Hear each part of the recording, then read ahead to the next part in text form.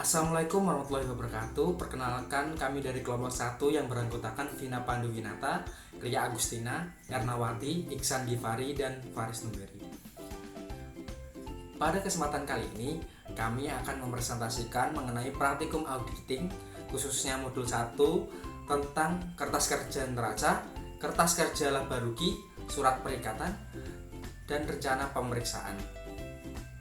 Mari kita baca instruksi dulu. Yang pertama, buka buku 1, kemudian pelajarilah bagian 1 tentang instruksi umum dan persiapan pada halaman 1 sampai 16. Lalu bagian 2 tentang berkas permanen halaman 17 sampai 31 dan bagian 4 tentang kertas kerja tahun lalu. B. Buka buku 2, isilah kolom per klien 31/12/2018 pada kertas kerja neraca A2.A1 dan A2.A2 halaman 2 dan 3, dan kertas kerja laba rugi A3.1 dan A3.2 halaman 4 dan 5 berdasarkan data yang diberikan oleh klien dan kertas kerja tahun lalu. Lihat data pada buku 1 halaman 13. C. Isi kolom BP ref sesuai dengan data pada buku 1 halaman 9 sampai 11. Untuk kolom per, sementara dikosongkan dahulu, akan diisi setelah Anda menyelesaikan pemeriksaan pada modul berikutnya. Berikan tanda footing sebagai tanda bahwa penjumlahan ke bawah sudah dilakukan dengan tepat. Lihat contoh pada buku 1 halaman 8. Lalu lengkapi pembuat, pemeriksa, dan tertanggalnya. Prosedur analisis. Baca halaman 42 sampai 43 pada buku 1. A. Buatlah kertas kerja prosedur penelaahan analitis neraca atau laporan posisi keuangan pada ARP 1.1 dan ARP 1.2 halaman 6 dan halaman 7 serta laporan laba rugi pada ARP 1.3 halaman 7 berdasarkan data yang diberikan oleh klien dan kertas kerja tahun lalu. Lihat data pada buku 1 halaman 13 dan 14. B. Kemudian hitunglah kenaikan atau penurunan saldo per audit 31/12/2017 dengan saldo per klien 31/12/2018. C. Lengkapi pembuat, pemeriksa, dan tertanggalnya. 3. Surat perikatan, baca halaman 43 buku 1. Siapkan surat perikatan yang baik untuk tahun buku 2018 ditujukan kepada Ibu Diestri selaku Direktur Utama PT Subus. Surat tersebut juga disetujui oleh Ibu Diestri dengan menandatanganinya buku 2 halaman 9. 4. Rencana pemeriksaan, baca halaman 43 buku 1. Buatlah rencana pemeriksaan tahun buku 2018 di mana biaya pemeriksaan adalah sebesar 70 juta rupiah ditambah PPN dan dipotong PPh 23. Waktu yang diperlukan untuk pemeriksaan adalah 13 Desember 2016 sampai 2019. Tim auditor terdiri dari partner Krisanti, manajer Dimjati, supervisor Linda, senior bisa diisi nama kalian, junior Wijaya. Bisa dibuka pada buku 2 halaman 10 sampai 16, data berdasarkan buku 1 halaman 17. Informasi tambahan.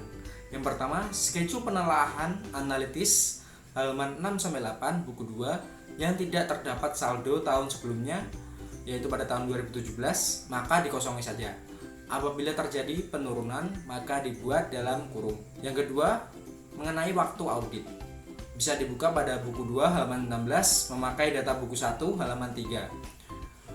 Contohnya, pemeriksaan berbagai stok fisik atau kas dimulai 1 Januari 2019 sampai dengan 18 Januari 2019. Lalu yang ketiga, pengerjaan boleh menggunakan pensil asal terlihat jelas nominalnya. Yang keempat, pada surat perikatan halaman 9, kantor akuntan publik tertera Krisanti dan rekan.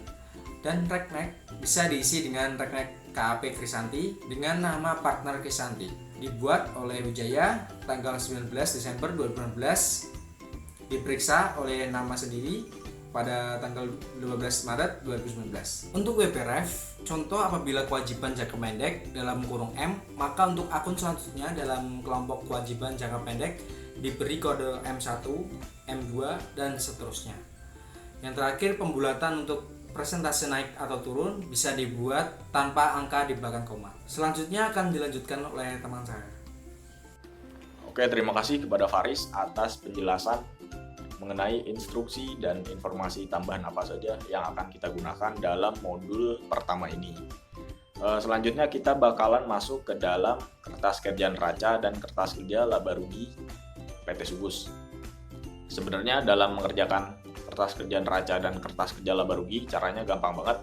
Kalian tinggal memposting saldo-saldo akun yang bisa kalian lihat pada neraca PT Sugus baik tahun 2017 dan 2018 yang bisa kalian lihat pada buku 1 halaman 13. Setelah kalian posting akun-akun tersebut, saldo-saldo akun tersebut, tidak lupa kalian gunakan tick mark ataupun tanda. Di sini kita menggunakan tick mark footing verified, yang artinya penjumlahan yang dilakukan secara vertikal itu sebesar jumlah saldo total dari akun-akun tersebut. Sebagai contoh, dari akun kas sampai beban dibayar muka, kita jumlahkan. Untuk kolom per dan per audit tahun 2018, pertemuan atau modul pertama ini kita belum bahas, artinya sekarang kita abaikan dulu kolom-kolom tersebut.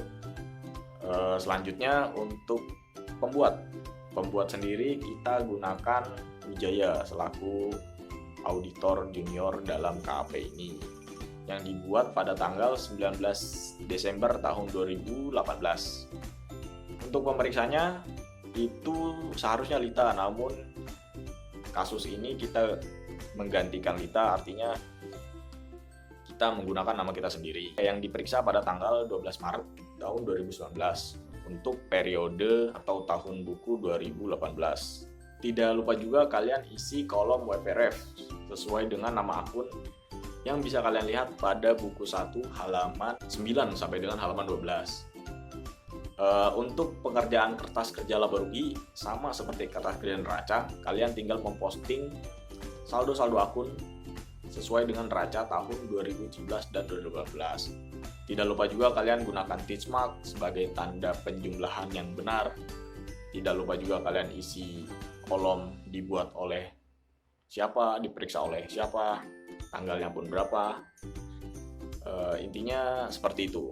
Pembahasan kertas kerja laba rugi dan kertas kerja neraca segini aja dari saya. Selanjutnya untuk prosedur analitis akan dibahas oleh teman saya yaitu Ria.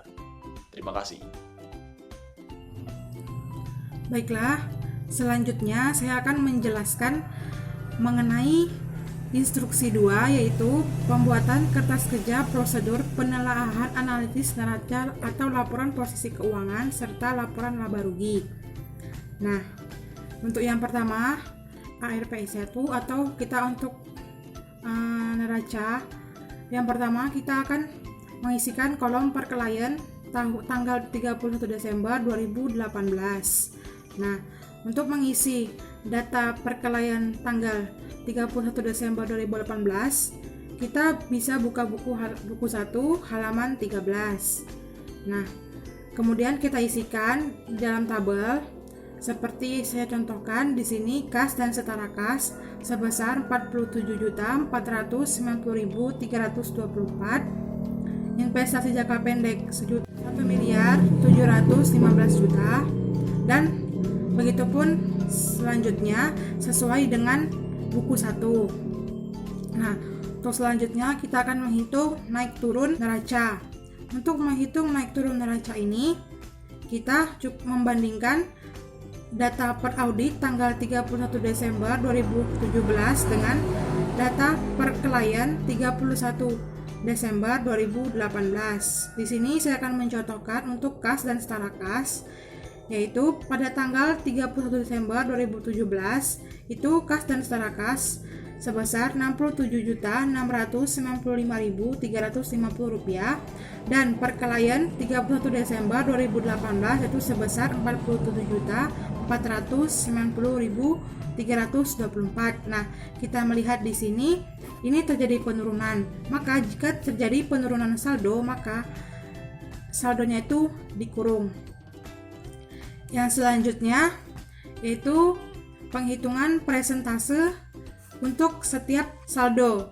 Untuk menghitung presentase setiap saldo ini, kita cukup membandingkan berapa jumlah naik atau turunnya saldo antara 2017 dan 2018 dengan membandingkan tahun sebelumnya dikali 100%. Jadi saya akan mencontohkan untuk kas dan setara kas, yaitu untuk naik turunnya yaitu sebesar Rp20.215.116